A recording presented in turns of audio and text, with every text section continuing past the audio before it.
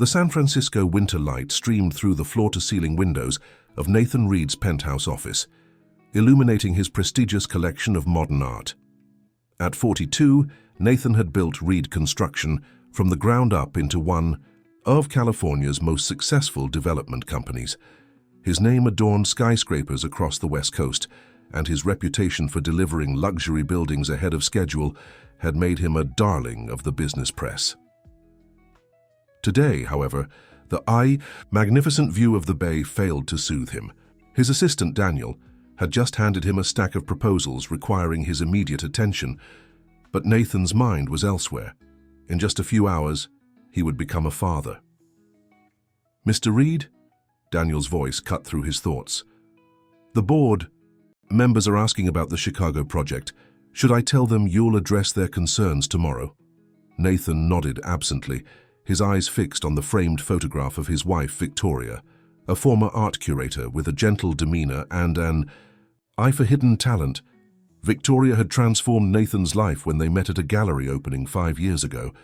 She had softened his hard edges, introduced beauty into his practical world, and now, at 8.5 months pregnant, she represented everything he never knew he wanted. "Cancel all my meetings for the next 3 days, Nathan said suddenly, rising from his chair. "Victoria needs me at home. We're in the final stretch." As if the universe had been listening, Nathan's phone rang. It was Mrs. Jenkins, their housekeeper, her voice trembling with urgency. "Mr. Reed, it's Victoria. Her water broke early. The ambulance is on its way. She's asking for you." The drive to San Francisco General Hospital was a blur. Nathan broke every speed limit, his heart pounding against his ribs. By the time he arrived, Victoria had already been rushed into the delivery room, her condition unexpectedly critical. "Mr. Reed," Dr. Patel approached him, her expression grave. "There are complications. Your wife's blood pressure has dropped dangerously low. We're doing everything we can, but I need to prepare you. This is a high-risk situation for both mother and child." Hours passed in a haze of sterile corridors and hushed medical terminology. Nathan alternated between pacing the waiting room and sitting with his head in his hands. A man used to controlling every aspect of his life, suddenly rendered powerless. When Dr. Patel finally emerged, her surgical mask pulled down and her eyes revealing what words would soon confirm, Nathan felt his world begin to collapse. "I'm deeply sorry, Mr. Reed," she said softly. "We did everything possible, but there were complications we couldn't overcome." Victoria experienced a massive hemorrhage that we couldn't control. Nathan stood frozen, unable to process the words. "Your son survived," Dr. Patel continued. "He's stable now, but there's something else you should know. We've detected severe bilateral sensorineural hearing loss. Your son is profoundly deaf. Mr. Reed." The next few days passed in a fog of grief and disbelief. Nathan made mechanical arrangements for Victoria's memorial service while avoiding the nursery where his newborn son lay. Daniel handled the press releases explaining Nathan's sudden absence from business affairs, attributing it vaguely to a family emergency. On the third day, Dr. Patel insisted that Nathan see his son. "He needs you," she said simply. "He may not be able to hear, but he can feel. Skin-to-skin contact is crucial right now." Reluctantly, Nathan followed her to the NICU. The sight of the tiny infant, connected to monitors but otherwise sleeping peacefully, sent a wave of conflicting emotions through him. The boy had Victoria's delicate features, her nose, her chin, but seeing them only intensified Nathan's grief. "Would you like to hold him?" a nurse asked gently. Nathan hesitated, then shook his head. "I can't," he whispered. "Not now." Later that evening, Nathan sat alone in his expansive living room, a glass of whiskey in hand when Daniel arrived with papers requiring his signature. "I've handled most of the press inquiries," Daniel said, setting his briefcase on the coffee table. "But sooner or later, you'll need to make a statement about Victoria and the baby." "The baby," Nathan repeated hollowly. "A deaf child who will never hear his own name, never speak, never have a normal life." Daniel studied his boss carefully before speaking. You know, my sister works with children with disabilities. There are incredible resources available nowadays. Specialized schools, therapies, technologies. Many deaf children lead full, productive lives. Nathan took another drink. I built my reputation on perfection, Daniel. Every building I construct is flawless.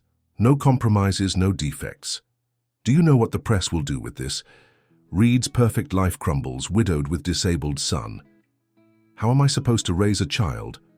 Can't even communicate with. With respect, sir, you could learn sign language. Many parents do. Nathan laughed bitterly. Between running a multi-million-dollar company and attending to a special needs child, be realistic. Mrs. Jenkins, who had been listening from the doorway, stepped forward. Mr. Reed, if I may speak freely, that little boy has lost his mother. He needs his father now more than ever. Nathan stared at her for a long moment, then turned away. My mind is made up. Find the best facility for children with his condition. Somewhere discreet with an excellent reputation. The Reed family name still means something. I want him to have the best care possible. A facility, Mrs. Jenkins echoed, disbelief in her voice. You're talking about your son, not a project to be managed. That's enough, Nathan said sharply. Daniel will handle the arrangements. I'll provide financially for everything he needs, but I can't... His voice broke slightly. I can't look at him without seeing Victoria, without remembering what I've lost. 3 weeks later, on a rainy Tuesday morning, Nathan signed the papers transferring custody of his son, whom he had named Ethan Victoria Reed, to the Sunshine Children's Home in Portland, Oregon. The facility specialized in caring for deaf and hard-of-hearing children and had an impeccable reputation. We'll send you regular updates on his progress, the director, Ms. Sarah Thompson, assured him, and you can visit any time. Nathan nodded, though they both understood he wouldn't. With a final signature, he severed the last connection to the life he had imagined with Victoria, a life of family dinners, weekend trips to the coast, and the simple joy of watching his child grow. Instead, he would return to what he knew best, building structures of steel and glass, tangible achievements that couldn't disappoint him or be taken away. As he walked out of Sunshine Children's Home, Nathan didn't look back at the building where his son would grow up without him. He didn't see Ms. Thompson gently rocking baby Ethan, whispering promises that even though he couldn't hear them, she would make sure he was loved. And he certainly couldn't have imagined how their paths would cross again years later, when both their lives had taken unexpected turns, when the silence between them would finally be broken. 8 years passed. At Sunshine Children's Home. In Portland, young Ethan Reed grew into a quiet but observant boy with intelligent eyes that seemed to take in everything around him. Though the world of sound remained closed to him, he had developed an extraordinary visual acuity that manifested in an unusual way. Ethan drew constantly. His first drawings had been simple, stick figures and houses with smoke curling from chimneys, but by age 6 his artistic skill had advanced far beyond his years. He captured emotions in facial expressions with uncanny precision, portrayed light and shadow with sophisticated understanding, and used color in ways that made the staff exchange meaningful glances.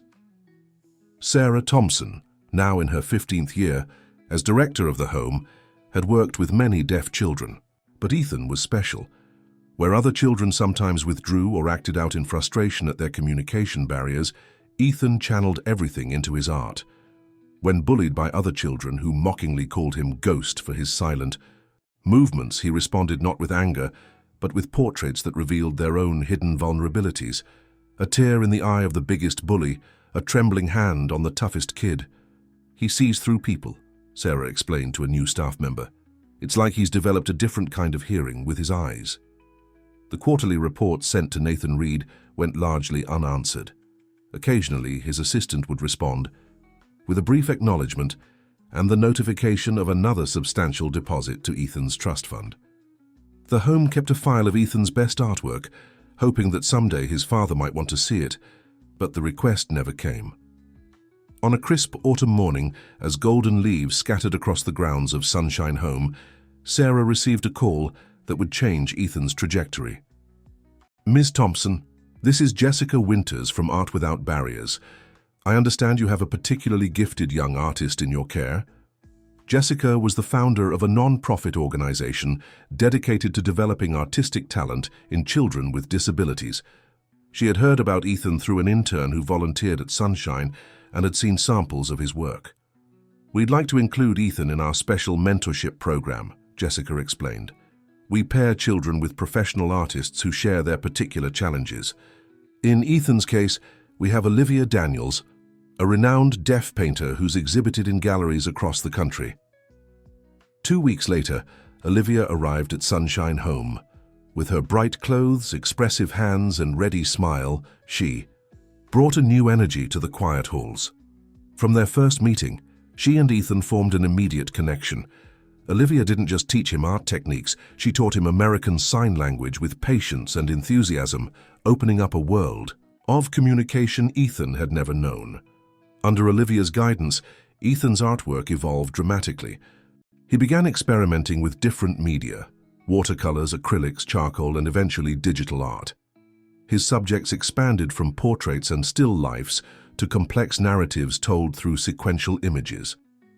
One of his most striking pieces showed a small boy standing at the base of a towering skyscraper, looking up at a man silhouetted in a top-floor window, two figures separated by an insurmountable distance.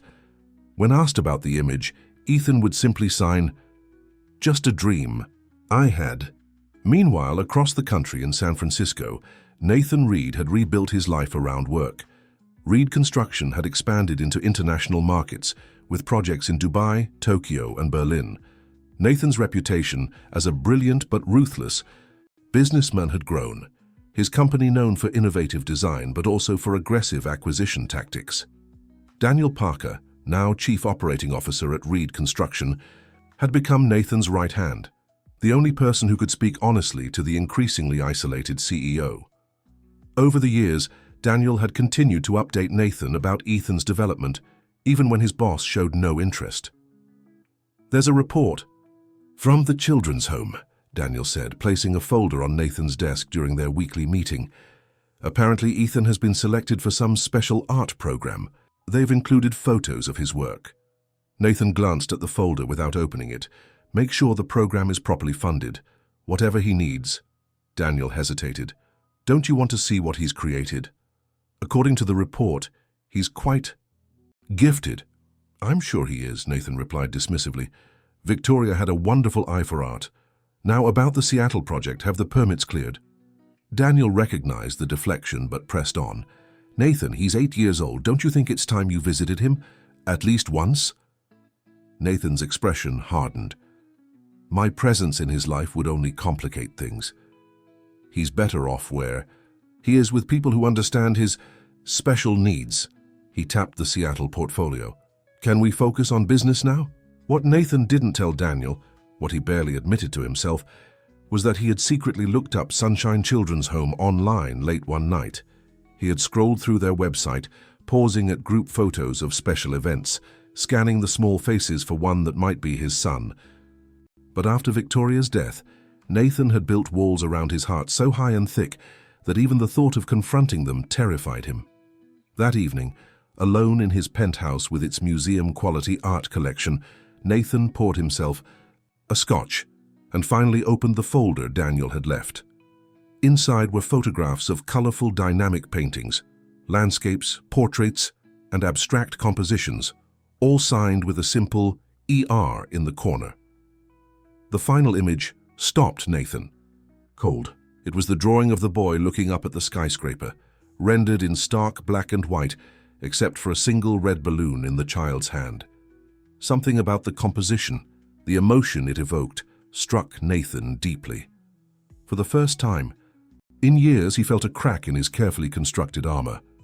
He reached for his phone, scrolled to a contact he hadn't used in 8 years, then set it down without calling. Not yet. He wasn't ready. Back in Portland, Ethan was experiencing his first real breakthrough. At Olivia's urging, Sarah had arranged for him to participate in a young artists exhibition at the Portland Art Museum. His series of paintings, titled The Sound of Silence, captured the attention of local critics and gallery owners. His work shows remarkable emotional intelligence, wrote one reviewer. One wonders what influences have shaped such a young mind to produce images of such profound longing and resilience. The night of the exhibition, Ethan stood shyly in his best shirt and tie, watching as strangers studied his paintings. With Olivia interpreting, he answered questions from admirers and collectors, his hands dancing through the air in increasingly confident signs. A middle-aged man in an expensive suit approached and stood for a long time before Ethan's centerpiece, an enlarged, refined version of the skyscraper image. "Extraordinary," the man murmured. "Who is the artist?" Sarah stepped forward. "This is Ethan Reed," she said proudly. "He's been with us at Sunshine Children's Home since he was an infant." The man's eyebrows raised slightly at the surname. "Reed? Any relation to Nathan Reed, the developer?" Sarah hesitated, uncertain how much to share about Ethan's background. "I'm afraid I can't discuss our children's family situations," she said diplomatically. The man nodded, then handed her a business card. "I'm Lawrence Grant, director of the West Coast Academy of Fine Arts. We have a special program for gifted young artists, including those with hearing impairments. Please have Ethan's guardian contact me. This young man has a future in art that should be nurtured." That night, after the exhibition, Sarah sat in her office staring at two items on her desk: Lawrence Grant's business card and Nathan Reed's contact information. The opportunity for Ethan was incredible. The West Coast Academy was one of the most prestigious art schools in the country, but it would require Nathan's permission and financial support. With a deep breath, she composed an email to the address she had used for years with little response. "Dear Mr. Reed, I'm writing with important news about Ethan. Tonight he exhibited his artwork at the Portland Art Museum and received significant recognition. The director of the West Coast Academy of Fine Arts has expressed interest in offering Ethan a place in their special program for gifted young artists. This is an extraordinary opportunity that could shape his future. However, as his legal guardian, your permission is required. I've attached photos from tonight's exhibition and the Academy Director's contact information. While I know you've chosen to support Ethan from a distance, this decision requires your personal attention. The Academy would like to meet with Ethan's parent or guardian to discuss his potential enrollment. Sincerely, Sarah Thompson, Director, Sunshine Children's Home." She attached several photos: Ethan standing beside his paintings, Ethan signing with Olivia, and Ethan accepting a certificate of recognition from the museum curator. In each image, his serious expression was tempered by eyes that sparkled with quiet pride. Sarah hit send, then leaned back in her chair, wondering if this would be the message that finally bridged the gulf between father and son. What she couldn't know was that across the country, Nathan Reed was facing a professional crisis that would shake the foundations of his carefully controlled existence, one that would ultimately force him to confront the choices he had made 8 years ago. Nathan Reed stood at the window of his San Francisco office, watching a storm roll in from the bay. Dark clouds mirrored his mood as he reviewed the latest financial reports Daniel had placed on his desk. Reed Construction was facing its first major crisis in 15 years. "The structural issues in the Phoenix project aren't isolated incidents," Daniel explained, his voice grave. "The same substandard materials were used in at least 3 other developments: Denver, Seattle, and the Austin Convention Center." "How is that possible?" Nathan demanded. "We have quality control protocols in place, multiple inspections at every stage." Daniel looked uncomfortable. "It appears Gordon bypassed those protocols. He's been using shell companies to source cheaper materials, falsifying certification documents, and apparently bribing inspectors." Gordon Miller had been Nathan's chief financial officer for the past decade, a brilliant financial strategist who had helped Reed Construction navigate the recession and emerge stronger than ever. Nathan had trusted him completely, giving him unprecedented autonomy over financial operations, while Nathan focused on design innovation and securing high-profile contracts. "The Denver project is showing significant structural weakness in the foundation," Daniel continued. We need to evacuate the building immediately and conduct a full inspection. Same for the others. Nathan sank into his chair, the implications hitting him with full force. The financial exposure, the liability. It's substantial, Daniel confirmed, but the reputational damage could be worse. Reed Construction has always stood for quality and integrity. This undermines everything you've built. Nathan's phone buzzed with an incoming email, but he ignored it. Where's Gordon now? That's another problem, Daniel said.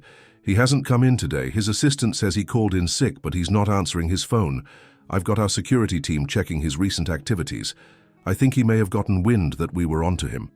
Over the next 72 hours, Nathan's world unraveled with stunning speed. The Denver building was evacuated just days before a section of the parking structure collapsed.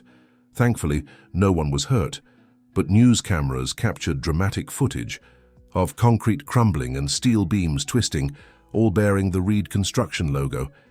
Federal investigators descended on the company headquarters, seizing files and computers.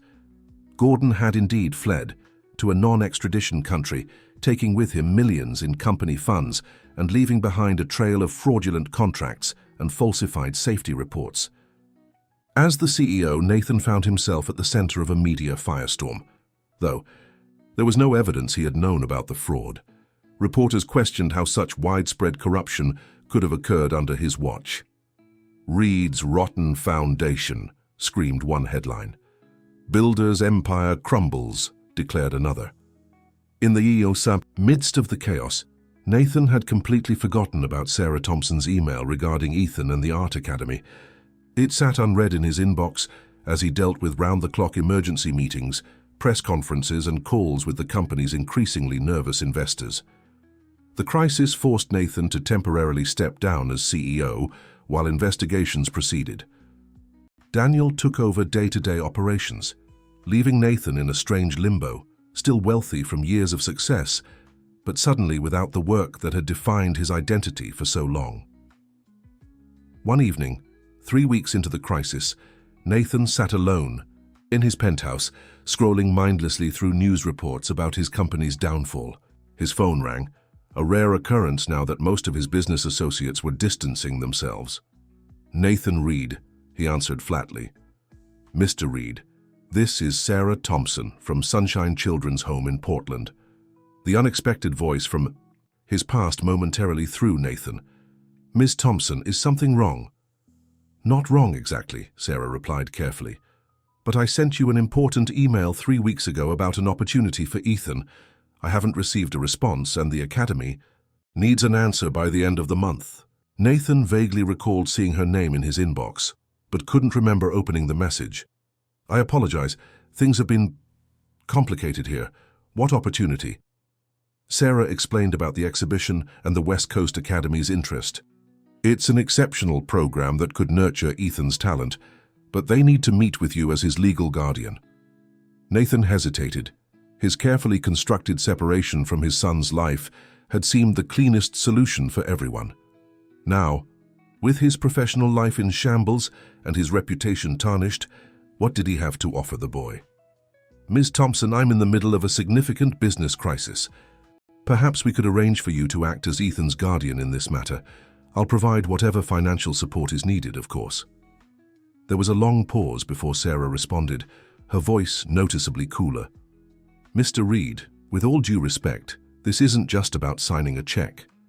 The Academy specifically wants to meet the parents of prospective students to ensure family support for the child's development. Ethan's talent is remarkable, but his deafness means he'll need advocates who truly understand his needs and potential." "I see," Nathan said, discomfort growing. "And there's no alternative arrangement?" "You've been his legal guardian from a distance for 8 years, Sarah said. "I've sent quarterly reports, photos, updates on his development, most of which have gone unacknowledged. This is different. This is about Ethan's future. He needs more than your financial support now. He needs you to actually see him." The directness of her words stung. "I understand," Nathan said finally. "Send me the details about the Academy meeting. I'll make arrangements to be there." After hanging up, Nathan sat in silence for a long time. Then, with a sense of inevitability, he opened his laptop and searched for Sarah's email. The photos she had attached showed a solemn boy with Victoria's delicate features and dark hair, standing proudly beside colorful, expressive paintings. For the first time in years, Nathan allowed himself to really look at his son, not as an obligation or a reminder of loss, but as a person in his own right. The artistic talent evident in the images was undeniable. Something tightened in Nathan's chest at the realization that this gift might have come from Victoria, a final legacy of the woman he had loved. Against his better judgment, Nathan found himself searching online for more information about deaf artists and sign language. The search led him to videos of ASL poetry, people using their hands to create imagery so vivid and emotional that even without understanding the language, he was moved. One performer in particular caught his attention, Olivia Daniels, who, according to the video description, was a mentor to deaf youth through Art Without Barriers. The same Olivia mentioned in Sarah's email. On impulse, Nathan wrote to the organization, explaining that his son was working with Olivia and asking if there were resources for parents wanting to learn basic sign language. The response came quickly. "Mr. Reed, we're delighted to hear from Ethan's father. Olivia has spoken very highly of his artistic abilities. We offer weekend workshops for families of deaf children, including a crash course in ASL for parents. That might be perfect for your needs. Our next session in San Francisco is this Saturday at the Community Arts Center. No registration needed. Just come prepared to learn. Best regards, Jessica Winter's Art Without Barriers." Nathan found himself driving to the Community Arts Center that Saturday, telling himself he was simply gathering information before meeting with the Academy. The workshop was held in a bright studio space, where about 15 parents and siblings of deaf children sat in a circle, nervously practicing hand movements. Jessica, a tall woman with prematurely silver hair, welcomed him warmly without asking questions about his situation. For the next 3 hours, Nathan awkwardly imitated the instructor's gestures, learning basic greetings, questions, and family-related signs. His fingers felt stiff and uncooperative, the movements foreign to hands more accustomed to signing contracts than conversations. "It's like learning to dance in your 40s, confessed the father, sitting next to him, a friendly man named Tom. "My daughter was diagnosed as deaf when she was 3. The hardest part wasn't learning the signs, it was accepting that her life would be different from what I'd imagined." Nathan nodded, uncomfortable with the unexpected camaraderie. "My son is artistically talented," he said, surprising himself by sharing even this much. "He's been invited to apply to a special academy." "That's wonderful," Tom said enthusiastically. "My Emma loves art too. Not sure if she's academy material, but it's been a great outlet for her. Is your son born deaf, or did it happen later?" "Born," Nathan said shortly, then added, "His mother had complications during delivery. She didn't survive." Tom's face softened with genuine sympathy. "I'm sorry, man, that's rough. Raising a special needs kid as a single parent, not an easy road." Nathan didn't correct the assumption that he had been raising Ethan. The conversation was mercifully interrupted by the instructor, calling the group back to attention for the final exercise. As Nathan drove home afterward, his mind kept returning to Tom's words and the easy way the other parents had talked about their children. The challenges, yes, but also the pride, the joy, the everyday moments of connection. He had denied himself, all of that had denied Ethan a father's presence out of what? Fear, grief, simple selfishness. For years, Nathan had justified his absence from Ethan's life as the practical choice, the rational solution to an impossible situation. Now, with his professional identity in tatters and his carefully constructed justifications crumbling, he was forced to confront an uncomfortable truth. He had abandoned his son not because it was best for Ethan, but because it was easiest for himself. The realization sat like a stone in his stomach as he entered his empty penthouse. On the coffee table lay the latest newspapers, their headlines still trumpeting the ongoing fallout from Reed Construction's scandal. Nathan ignored them, instead pulling out the folder of Ethan's artwork that Daniel had given him months ago. This time, He studied each image carefully, noticing details he had missed before. The sophisticated use of perspective, the emotional depth captured in simple brushstrokes, the recurring motifs of separation and distance. In the stark black and white drawing of the boy looking up at the skyscraper, Nathan now recognized himself in the silhouetted figure at the top, remote, isolated, unreachable. Nathan opened his laptop and began making arrangements. A flight to Portland, a hotel reservation, and most difficultly, an email to Sarah Thompson informing her of his planned visit. Her response was politely professional, outlining a schedule that would allow him to meet with Ethan, observe an art session with Olivia, and then accompany them to the academy meeting. As he prepared for bed that night, Nathan found himself doing something he hadn't done in nearly a decade. He opened the bottom drawer of his nightstand and took out the small velvet box containing Victoria's wedding ring. Beside it lay a hospital bracelet labeled Baby Boy Reed and a single photograph of Victoria holding their newborn son, taken hours before everything fell apart. "I made a mistake, Vic," he whispered to the photograph. "I don't know if I can fix it, but I'm going to try." 3 days later, Nathan stood outside the cheerful yellow building of Sunshine Children's Home, his heart pounding with an anxiety he hadn't felt since his earliest days as an entrepreneur. He had faced down billion-dollar negotiations with less trepidation than he felt at the prospect of meeting his 8-year-old son for the first time. Sarah Thompson met him at the reception desk, her manner cordial but reserved. "Ethan is in the art room with Olivia," she explained, leading him down a sunlit hallway decorated with children's artwork. "We've prepared him for your visit, but I should warn you he has complex feelings about your absence in his life." Nathan nodded, suddenly uncertain whether he should have brought a gift. Would that seem like a bribe? An attempt to buy affection he hadn't earned? Sarah paused outside a door covered with colorful handprints. "Mr. Reed," she said quietly, "whatever happens today, please remember that Ethan is not just deaf. He's sensitive and perceptive, especially to emotions others try to hide. Be honest with him, even if it's difficult." With that, she opened the door and Nathan came face to face with the son he had left behind. The art room was flooded with afternoon sunlight, illuminating shelves of supplies and walls covered with vibrant paintings. In the center stood a boy in a paint-splattered smock, his back to the door as he worked intently on a large canvas.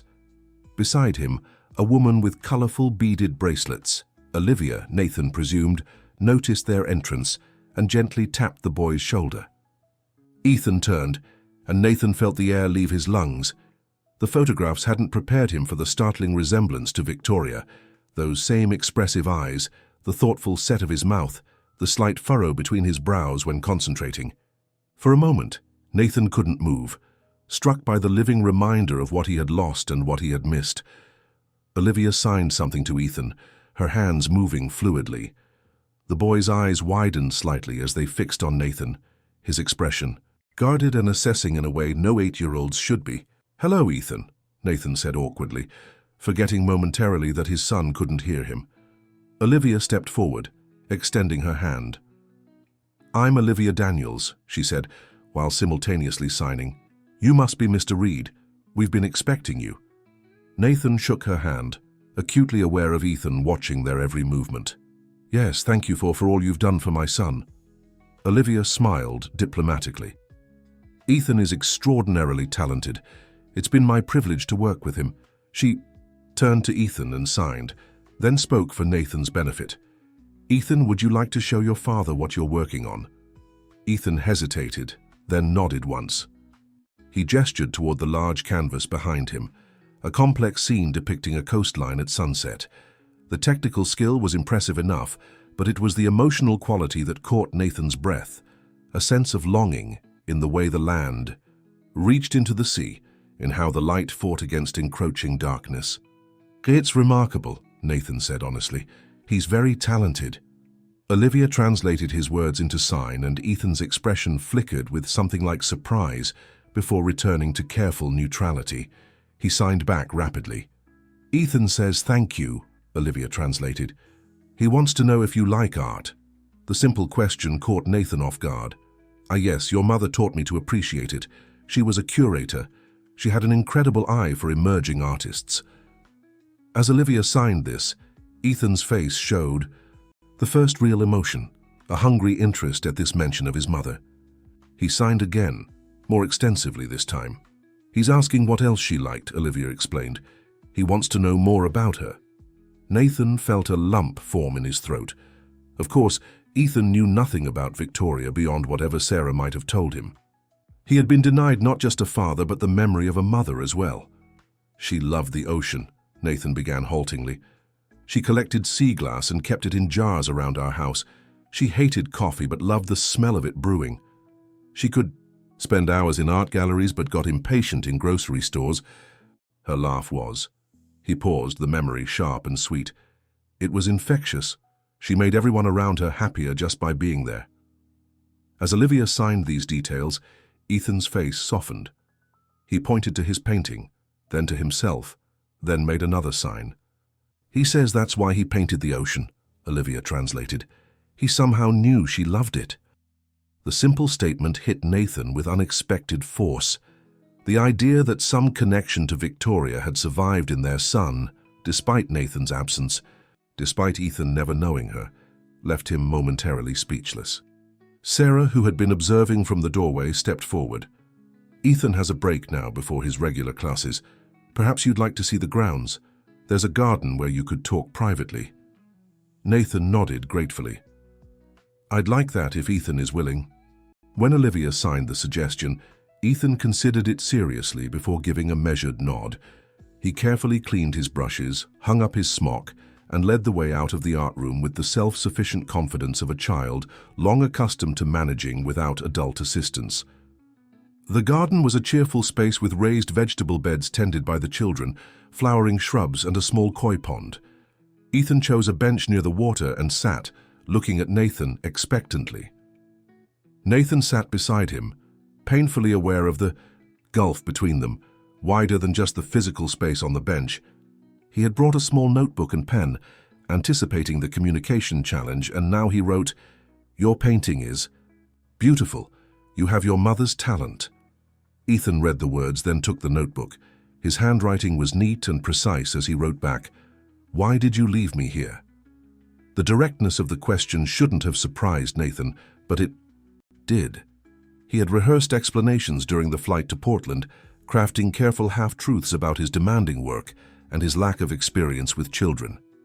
Now faced with his son's unflinching gaze, those excuses withered away. He wrote simply, "I was afraid. After your mother died, I couldn't handle my grief and a baby who needed special care. It was my failure, not yours." Ethan read this, his expression thoughtful. He wrote, "Ms. Sarah told me you paid for everything. Money but no visits." Nathan winced at the accurate assessment. "Yes, I thought money was enough. I was wrong." Ethan studied him for a long moment, then wrote, "Do you know any sign language?" Nathan hesitated, then awkwardly formed the few signs he'd learned at the workshop. "Hello, please, thank you, and I'm sorry." The last one he repeated, adding the sign for very that Tom had taught him. A ghost of a smile touched Ethan's lips at Nathan's clumsy attempt. He raised his hands and slowly demonstrated the correct form for "I'm sorry," then guided Nathan's fingers into the proper position. It was the first physical contact between them since Ethan was a newborn, and Nathan felt its significance with a tightness in his chest.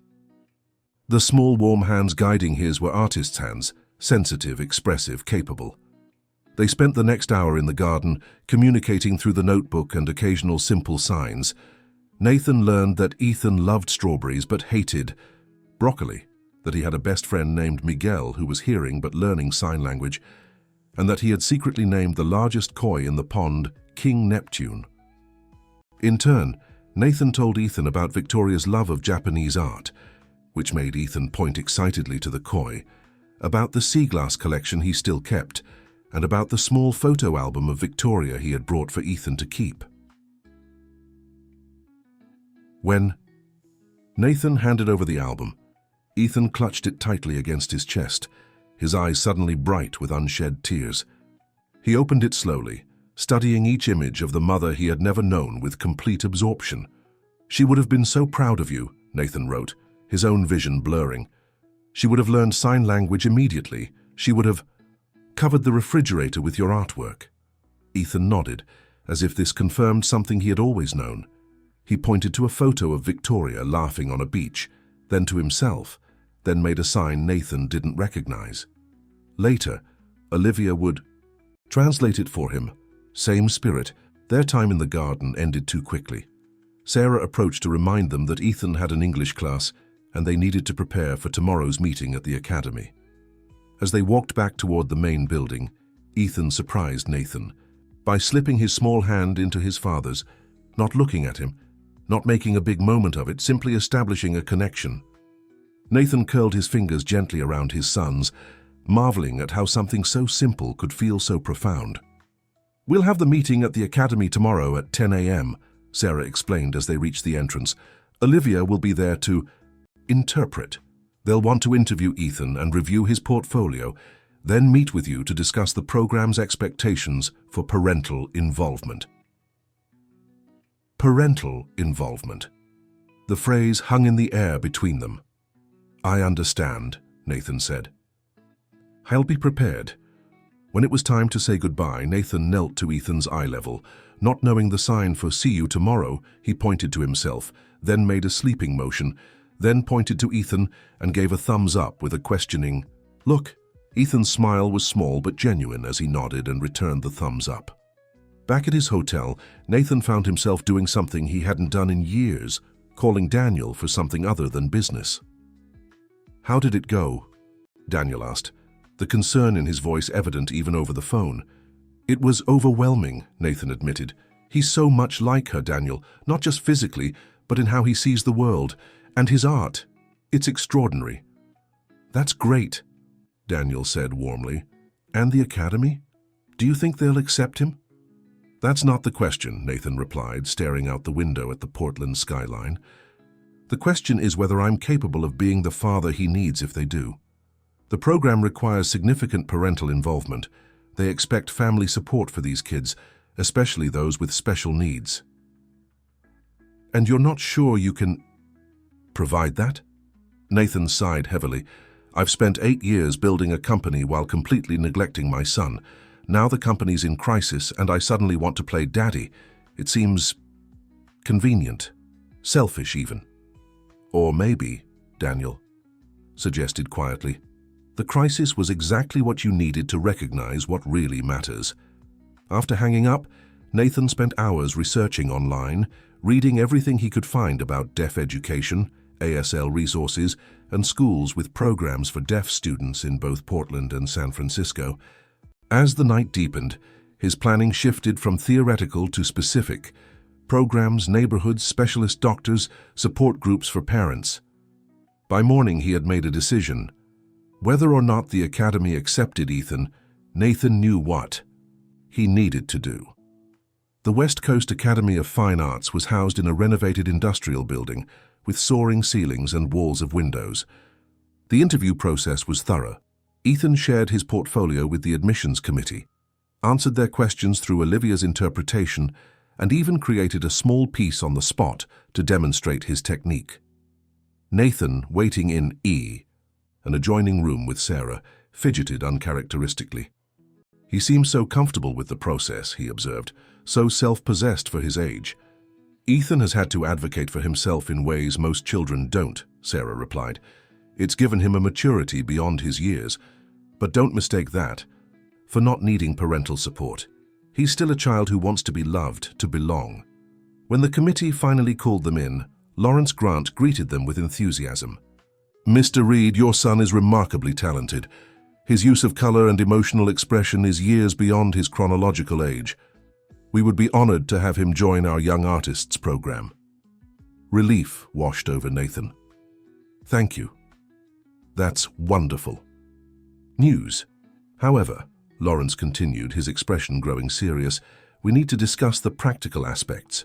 Our program requires significant parental involvement. Classes meet 3 times weekly, with additional workshops and exhibition preparation. For a deaf student, we require a parent or guardian to be present at least initially, until communication, Protocols are established. I understand, Nathan said. That won't be a problem.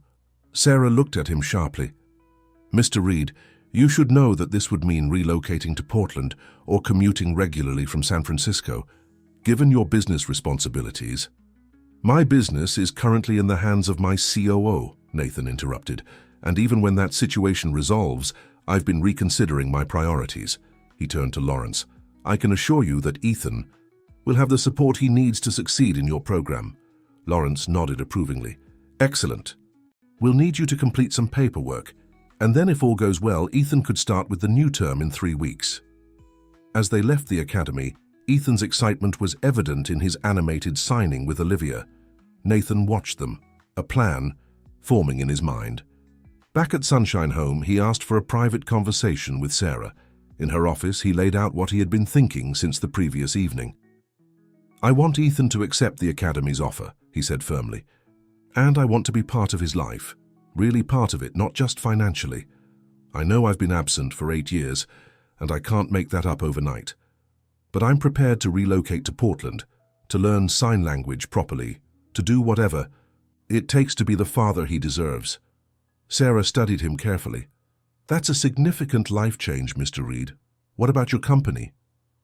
The company will survive with or without me, Nathan replied, surprising himself with how easily he said it.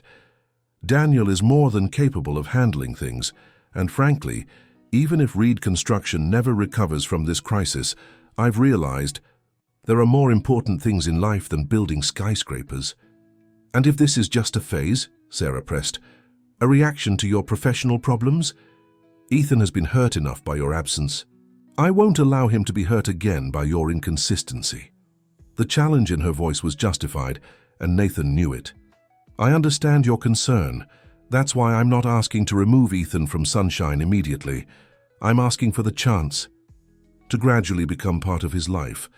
I'll rent an apartment nearby, visit regularly, take him to his academy classes, learn to communicate with him properly. If, after a suitable transition period, we both feel ready for him to live with me full-time, we can discuss that step. Sarah considered his proposal, then nodded slowly. That seems reasonable. Ethan's welfare is my primary concern, but I've always believed children benefit from having their parents in their lives when possible. She paused, then added more gently, He's asked about you over the years, you know. Even when he was angry about your absence, there was always curiosity, always hope. Those words both warmed and stung Nathan. I'd like to speak with him about this plan, if that's all right, with Olivia interpreting, of course. When Ethan joined them, sitting solemnly between Olivia and Sarah, Nathan tried to explain simply and honestly. Through Olivia's interpretation, he told Ethan about his plans to stay in Portland, to learn sign language, to take him to his new art classes, and eventually, if Ethan wanted, to have him come live in a new home they would create together. I know I wasn't there for you before, Nathan said, watching Olivia's hands form his words for his son. I can't change that, but I want to be here now and in the future if you'll let me try. Ethan's face remained serious as he absorbed this. Then he signed a question that Olivia translated, Why now? Because of my art. The directness of the question caught Nathan off guard once again. He considered deflecting, but remembered Sarah's advice about honesty. 6 months later, a crisp fall afternoon found Nathan sitting in the back row of the West Coast Academy's auditorium, watching Ethan participate in a student showcase. The past half year had brought changes neither could have imagined during those first tentative meetings. True to his word, Nathan had rented a comfortable apartment near Sunshine Home and the Academy. 3 times a week, he drove Ethan to his Aichum special art classes, using the car rides to practice the sign language he was learning through intensive classes. Their early conversations had been halting, a frustrating mix of basic signs, written notes, and Olivia's patient interpretation, but gradually, day by day, they had built a language between them. Nathan's phone vibrated with an incoming call from Daniel. He silenced it, knowing his COO would leave a detailed message about the latest developments in the ongoing Reed construction situation. The company had survived, though significantly downsized and under intense regulatory scrutiny. Gordon Miller had eventually been located in Singapore, and extradited to face charges, but the damage to Reed Construction's reputation had been severe.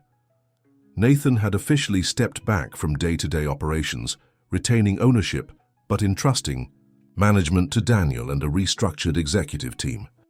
His focus had shifted to a newly established foundation, the Victoria Reed Arts Initiative, dedicated to supporting arts education for children with disabilities.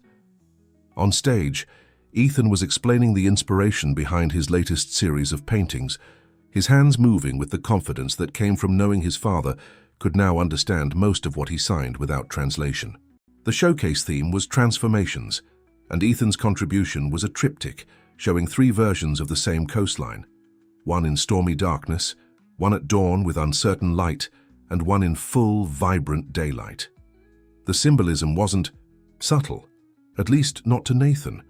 Their journey together was still in the dawn phase, illuminated but with shadows remaining, the full warmth of day still to come. After the showcase, Nathan waited in the lobby where parents gathered with flowers and proud embraces.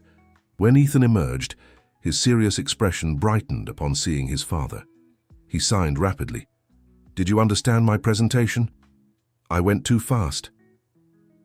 "I understood," Nathan signed back, his movements more fluid than they had been even a month. "Kergo, your explanation was clear. The paintings tell a story." Ethan nodded, pleased. "Our story," he signed simply. As they walked to the car, Ethan asked about their weekend plans. The transition arrangement with Sunshine Home had evolved to where Ethan now spent weekends and 2 weeknights at Nathan's apartment, with the understanding that they were working toward a more permanent arrangement if all continued to go well. "Tomorrow we visit the new apartment," Nathan signed, referring to the larger 3-bedroom unit he had recently leased, one with a dedicated studio space for Ethan and room for a live-in aide who was fluent in ASL. Sunday is the Community Garden Project. The Garden Project had been Ethan's idea, a collaboration between the Victoria Reed Arts Initiative and a local community centre, creating an accessible art garden where children with various disabilities could experience nature through multiple senses. Nathan had been surprised and moved when Ethan had suggested naming it after Victoria. Later that evening, as they prepared dinner in Nathan's apartment, a routine they had established where Ethan was responsible for setting the table while Nathan cooked, Nathan's phone rang again. Seeing it was Sarah Thompson, he answered immediately. "Nathan, I've just received the final approval from the state," Sarah said, her voice warm with genuine pleasure. "The transition plan for Ethan's permanent placement with you has been approved. Once the home inspection of the new apartment is complete next week, you'll be able to finalize the paperwork." Nathan felt a surge of emotion as he thanked her. When he ended the call, he found Ethan watching him curiously. "Good news?" Ethan. "Signed." Nathan nodded, setting down the phone to free his hands for signing. "The best news. If you're ready, you can come live with me permanently after we move to the new apartment." Ethan's expression was solemn as he absorbed this information. Then he signed, "Home? Really home?" "Really home," Nathan confirmed, "if that's what you want." Ethan considered this with a thoughtfulness that still sometimes startled Nathan, then nodded once decisively. He returned to setting the table, but Nathan noticed a small smile playing at the corners of his mouth. Their dinner was interrupted by an unexpected visitor. The doorbell rang and Nathan opened it to find Olivia standing there, her expression unusually serious. "I'm sorry to drop by unannounced," she said, as Nathan invited her in, "but there's something important I need to discuss with both of you." Ethan greeted Olivia with enthusiasm, but quickly sensed her mood and grew serious as well. When they were all seated in the living room, Olivia explained her visit. "I've been offered a position with the National Arts Foundation for the Deaf," she signed and spoke simultaneously, as was her habit when both Nathan and Ethan were present. "It's an incredible opportunity to develop programs nationwide, but it would mean relocating to Washington, D.C. Ethan's face fell. His bond with Olivia went beyond teacher and student. She had been his first real connection to the deaf community, the person who had given him language when he had none. "When?" Ethan signed, his movements sharp with distress. The position starts in January, Olivia replied gently. About 2 months from now. Nathan watched his son's reaction with concern. Though their relationship had grown stronger over the months, he worried that losing Olivia's presence might set Ethan back emotionally, especially as they were preparing for the major step of living together permanently. But before Nathan could offer any reassurance, Ethan surprised both adults by signing, "You should go. It's important work." Olivia smiled, clearly touched. "Thank you, Ethan, but I wanted to talk to both of you because I have some ideas about continuing our work together, even from a distance." She outlined a plan that included regular video sessions, a mentor program connecting Ethan with deaf artists in Portland, and summer workshops in DC where Ethan could participate as both student and eventually junior instructor. And, she added, turning to Nathan, the foundation has expressed interest in partnering with the Victoria Reed Initiative on several projects. Your focus on arts accessibility aligns perfectly with their mission. As they discussed the possibilities, Nathan observed a new maturity in Ethan's response to what could have been seen as another abandonment. 6 months ago, he might have withdrawn into himself at the news of Olivia's departure. Now, though, clearly sad, he was engaged in planning for a future that accommodated this change rather than being derailed by it. After Olivia left, they returned to their interrupted dinner. Nathan noticed Ethan was quieter than usual, his movements more contained, a sign that he was processing complex emotions. "You okay?" Nathan signed when they had finished eating. Ethan hesitated, then signed, "Olivia leaving is hard, but different from when you left." Nathan felt the familiar pang of guilt, but waited for Ethan to continue. "She's not leaving me," Ethan clarified. "Just changing how we work together." He paused, then added with striking insight for a 9-year-old, "And I'm not alone now." The simple statement held such trust that Nathan had to take a moment before he could respond. "Never alone again," he promised, the sign for promise made with particular emphasis. That night, after Ethan had gone to bed, Nathan sat in the living room looking through a photo album he had started 6 months ago. The first pages showed awkward early interactions between him and Ethan, both of them stiff and uncertain in each other's presence. As the pages progressed, the images captured increasing comfort. Ethan helping Nathan practice sign language, their first fishing trip to a nearby lake, Ethan's birthday celebration at Sunshine Home with Nathan participating alongside the staff, their first dinner in the apartment with cake smeared on Ethan's nose, and Nathan laughing. The most recent photos showed them at the site of the community garden, Ethan solemnly planting a cherry tree that would be the centerpiece of a memorial area dedicated to Victoria. In those images, the resemblance between father and son was striking, not just in their physical features but in the purposeful way they worked together, communicating with the easy shorthand of family. Nathan added a new photo from that day's showcase, then closed the album, thinking about how much had changed in such a relatively short time. His phone buzzed with a text from Daniel. "Board approved the restructuring plan. Company smaller but stable. Your foundation grant cleared." "How's the kid?" Nathan smiled and texted back. "He's extraordinary. Moving in permanently next month. I'm learning more from him than he is from me." Daniel's response came quickly. "No surprise there. Some of us always knew you had it in you to be more than just a builder of buildings."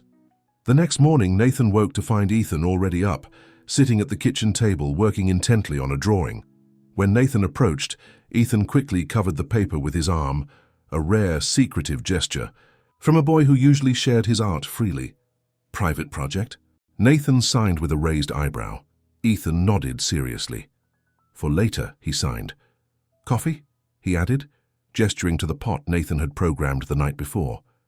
Over breakfast, they discussed their plans to visit the new apartment. The realtor would meet them there at 10, and afterward they planned to shop for furniture for Ethan's rooms. "What color for your studio walls?" Nathan asked. Ethan considered thoughtfully. "Light blue," he finally signed, "like the sky before sunset. Good light for painting." Nathan nodded, still sometimes surprised by his son's precise understanding of how environment affected art. And your bedroom? Green, Ethan signed decisively. Forest green.